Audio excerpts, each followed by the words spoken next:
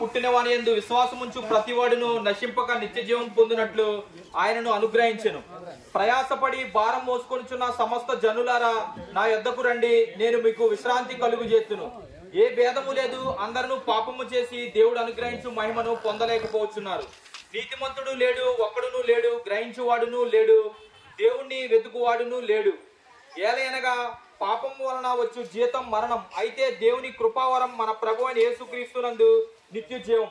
పాపము చేయు ప్రతివాడును ఆజ్ఞ అతిక్రమించును, ఆజ్ఞ అతిక్రమమే పాపము. పాపములను తీసివేయుటకు యేసుక్రీస్తు ప్రత్యక్షమాయెను. పాపులను రక్షించుటకు క్రీస్తు యేసు లోకమునకు వచ్చినను వాక్యము నమ్మదగినది, పూర్ణ అంగీకారమునకు యోగ్యమై ఉన్నది. మరి ఎవని వలనను రక్షణ కలగదు, ఈ నామమునే మనకు రక్షణ కలుగును. అయితే దేవుడు మన ఎడల తన ప్రేమను వెల్లడపరచుచున్నాడు. ఎట్లనగా మనం ఇంకను పాపులమై ఉండగానే క్రీస్తు మన కొరకు చనిపోయిను. భూదిగంతముల నివాసులారా నా వైపు చూచి రక్షణ పొందుడి.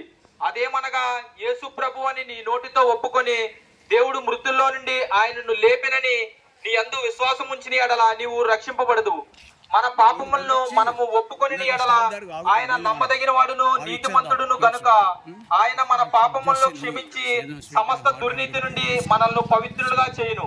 ప్రభు అయిన యేసునందు విశ్వాసం ఉంచుము, అప్పుడు నీవును నీ ఇంటి వారును రక్షణ పొందుదురు. కాలము సంపూర్ణమై ఉన్నది, దేవుని రాజ్యము సమీపించి ఉన్నది. మారు మనసు పొంది సువార్త నమ్ముడని చెప్పెను. యేసు చెప్పెను, నేనే మార్గమును సత్యమును జీవమును, నా ద్వారానే తప్ప ఎవడును తండ్రి వద్దకు రాలేరు. వెళ్లే ముందు మీ కొరకు ప్రార్థన చేసి